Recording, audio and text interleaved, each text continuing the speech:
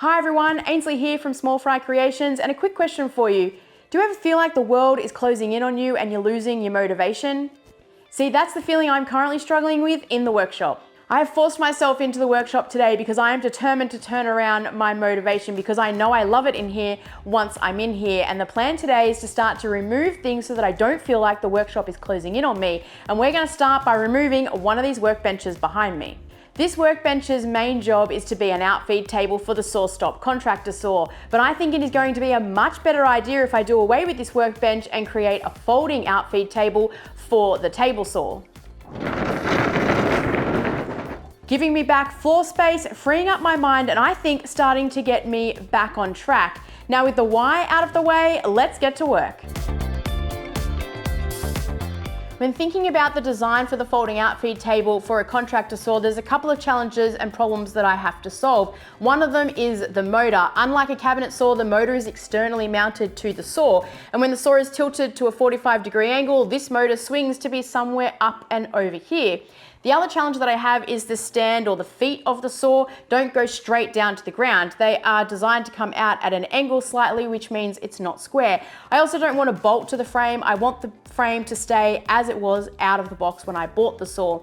So to combat those issues, I'm going to create a fixed section that can sit over the motor here, and then I will have the folding mechanism attached to it. I am going to create a mounting block that can sit in this L channel here at the back of the saw, and it will bolt into place using already existing mounting holes. I'm also going to use scrap wood for this project because part of freeing my mind is getting all of the scrap wood that I possibly can out of the workshop, and putting it to good use in a project like this is perfect. So I'm going to go and hunt through the scrap wood pile, head to the table saw and start to create this mounting block and the fixed section of the saw, and then we can turn it into a folding outfeed table. The first part I wanted to make was the mounting block, and this is going to sit in the L channel at the back of the saw. Gluing two pieces of 18mm plywood together was going to be the perfect height, taking into account and leaving space for the tabletop. I glued these two pieces together, leaving them oversized in width and length so that I could trim them up when the glue had dried. With the mounting block glued up and set aside to dry, I started to work on the rest of the framework. I had some scrap 30mm plywood that I used, and I cut it down to 36mm strips, which was going to match the mounting block.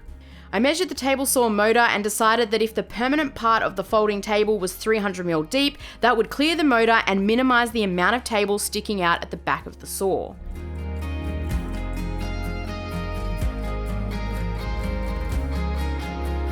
Once all the pieces were cut to size, I set them aside and started to work on the legs.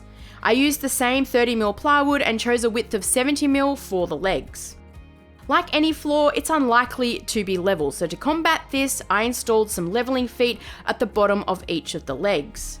I find it easier when installing the threaded inserts to work up in drill bit size to the right bit. This will help with the wood tearing out and will also make for a cleaner finish. Once the threaded inserts were installed, the feet just screw on. By this stage, it was time to take the mounting blocks out of clamps and clean up the edges on the table saw and cut it to size.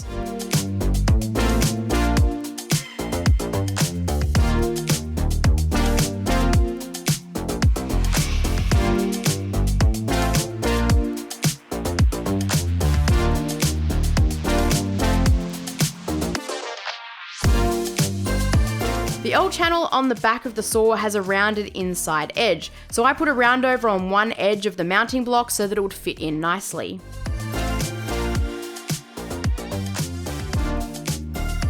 It was then time to screw the frame together, paying attention to where I just put that roundover so that it would end up in the right spot.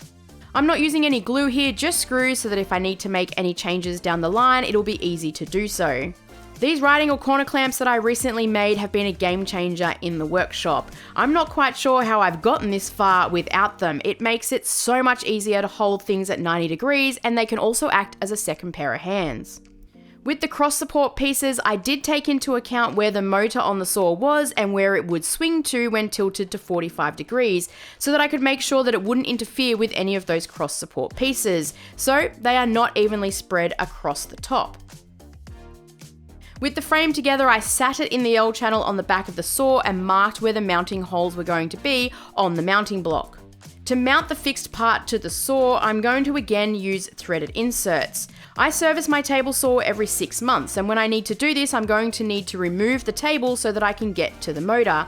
Threaded inserts are going to make this much easier, as I'll just need to unscrew some bolts and the table will simply come off, but it also means that the table is going to last longer. Screwing screws in and out of timber over and over is not ideal, and it will break the timber down over time. The threaded inserts are metal and they are going to last a hell of a lot longer, and also the bolts are easier to install in this tight space. Next on the list was screwing the legs into place, and I used the right angle brackets again to just hold everything at 90 degrees, and this was really easy to install with some 75mm screws to secure everything together. It was then time to see if the frame would even work in the space. Okay, moment of truth. Does this fit? Line that up.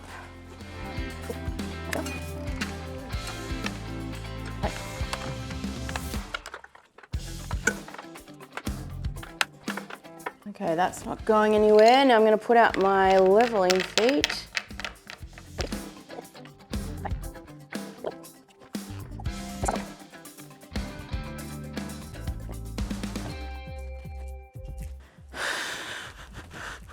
Oh yeah, that's good. Yes! That's good. Let's check if the motor clears. It should. Yep. Okay, that's not hitting there. This is going to be what the bench top will be. That's not hitting. That clears. That's there. Fine. Yes. Okay. Let's cut the top, I think is what we'll do next. Oh, that's really good. That's sturdy as. Great. Now that I've worked out that the permanent part of the folding table fits and works with the saw, I've gone ahead and cut some form ply that is going to stretch between these two legs, because if I left the legs like this, they are quite wobbly, they're not super strong, and also I need something to be able to mount the folding brackets to. So I'm going to use this form ply, I'm going to pocket hole it into this front piece here, and I probably will also put just some scrap pieces of timber behind wherever I'm going to put the folding brackets, just so that I've got more meat for the screw to drill into when I get up to that point. So I'm going to go ahead, get some pocket holes, run along here, get that into place, get it all nice and strong. I've also got the top already cut here behind me, and then I can secure that to the top. Then I'm going to trim it all out with some black butt timber just to make it look really nice, because it's going to be a permanent structure in the workshop. It's going to be seen all the time on videos. I like it to look good, but one step at a time. Let's go ahead and get this fitted, and then we can keep moving. Pocket holes are perfect for this application. You're not going to see them, and they are strong, and it also means that I can keep the project moving along.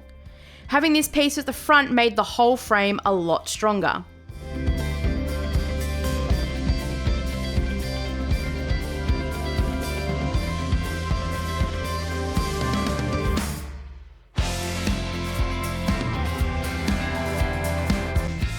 I bolted the frame back onto the saw to install the top, as I could ensure the screws were going to be placed to not interfere with the mitre slots, which I'm going to extend later on.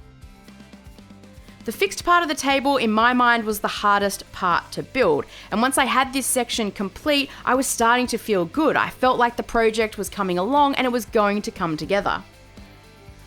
I used form ply for the folding part of the top as well, as it's a really great product. It's fantastic value for money, and it works perfectly for tabletops as it has a slick coating on the top.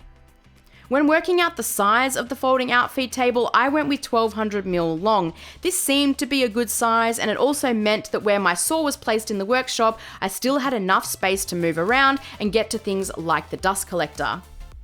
The form ply would have worked just fine on its own, but I wanted to trim out the form ply for a couple of reasons. The scrap piece I had was not quite big enough for the top, and I also wanted to have some contrast to the black. I used some black butt decking that I had left over from a past project, and I cut 30mm strips. This will solve my size problem, and it'll also sit nicely against the black form ply. I didn't want to glue it up and have to wait for the glue to dry, so I put pocket holes on the underside of the top so that I could quickly secure the black butt around the edges and keep moving. I left the black bat long so that I could trim it to size at the end. I started with the front and back pieces first, and I paid special attention to make sure that everything was flush on the top edge. With the front and back pieces on, I could measure and cut each side to fit and repeat the process.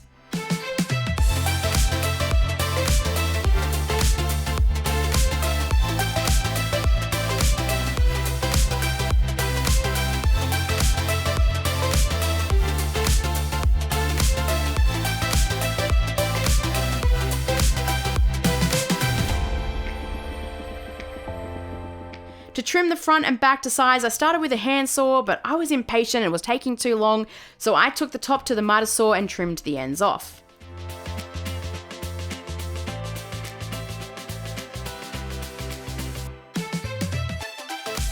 I applied a round over to the whole top, which makes it nicer to touch, and with a quick sand, it was time to install.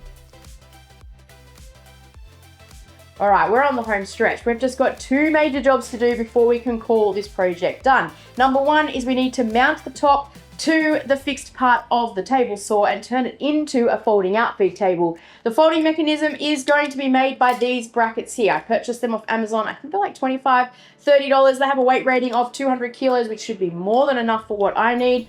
I just need to work out where they need to go along here and put blocking behind this panel here just so I've got more meat for the screws. And then the very last job I need to do is extend these mitre slots so that when I'm using my jigs, I've got clearance to push them all the way through the store. But before we get there and start to celebrate, let's get this top mounted and turn this thing into a folding outfeed table. I made this quick jig so that I could know where the tabletop was going to sit and I could install the brackets in the right spots. I marked with a pencil where the screws needed to go, and then I pre-drilled and used some long screws to secure the bracket into place. You can't see it here, but I do have blocking behind the form ply so that the screws had plenty of meat to bite onto.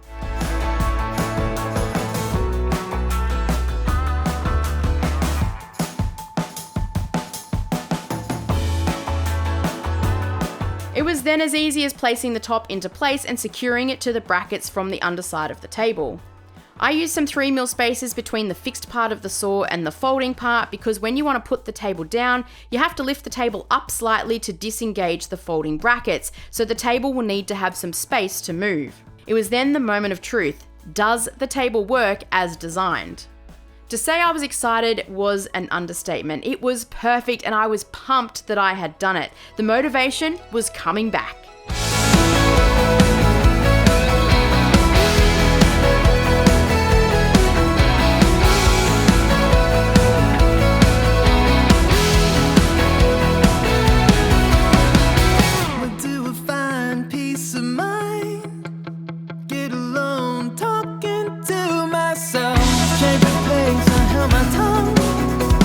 The last thing I needed to do was to extend the mitre slots. I measured the width of the mitre slots and then I cut blocks that were slightly wider than that measurement and I glued them between two longer pieces.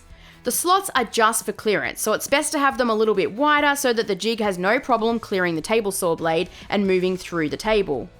I used the table saw fence to line the jig up where it needed to go, and I just picked a random length that I thought would work. I used a templating router bit on the router and the bearing rides along the jig to cut the clearance slots out. A quick vacuum to clean everything up, and this project was officially finished.